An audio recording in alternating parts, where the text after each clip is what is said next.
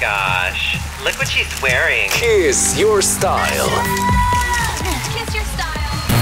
Kiss your style cu Ioana Kiki. Ți s-a întâmplat să ai un dulap plin, dar să porți mereu aceleași 5-6 combinații? Sau ai cumpărat vreodată o piesă wow care a rămas cu eticheta ani întregi? Don't worry, you are not alone! Sunt Ioana, consultant de imagine, stil și culoare și azi vorbim sincer despre câteva greșeli de stil care ne încurcă garderoba. Și mai ales ce putem face să le reparăm fără să dăm iama în magazine. Bine? Bine, să începem! Una dintre cele mai frecvente greșeli e să păstrăm hainele pentru când o să slăbesc sau pentru când o să mă duc chiar la un eveniment fancy. Știu, e greu să renunț la ele, dar realitatea e că dacă nu le-ai purtat în ultimul an, șansele sunt să nu le mai porți nici în următorul. Mai bine le înlocuiești cu piese care ți se potrivesc acum, nu cu speranțe pentru o versiune viitoare a ta. Tu de acum merită să te simți bine în ce porți. Altă capcană clasică.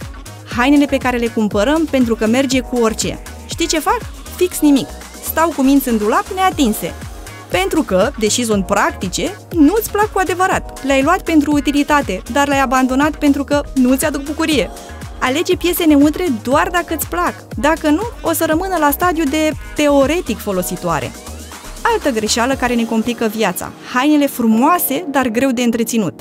Pantalonii care se șifonează doar dacă te uiți la ei. Cămăși care au nevoie de 20 de minute de călcat. Și, bineînțeles, alea, pantofii superbi care nu-i poți ține în picioare mai mult de o oră.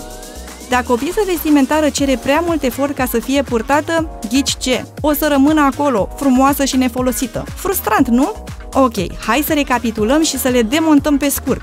Nu păstra haine pentru cândva, păstrează ce ți se potrivește acum, nu te păcăli cu merge cu orice, cumpără doar dacă îți place cu adevărat, evită hainele care cer mai multă întreținere decât o relație toxică. Și nu în ultimul rând, nu păstra piese doar pentru că au fost scumpe. Dacă nu le porți, sunt scumpe degeaba.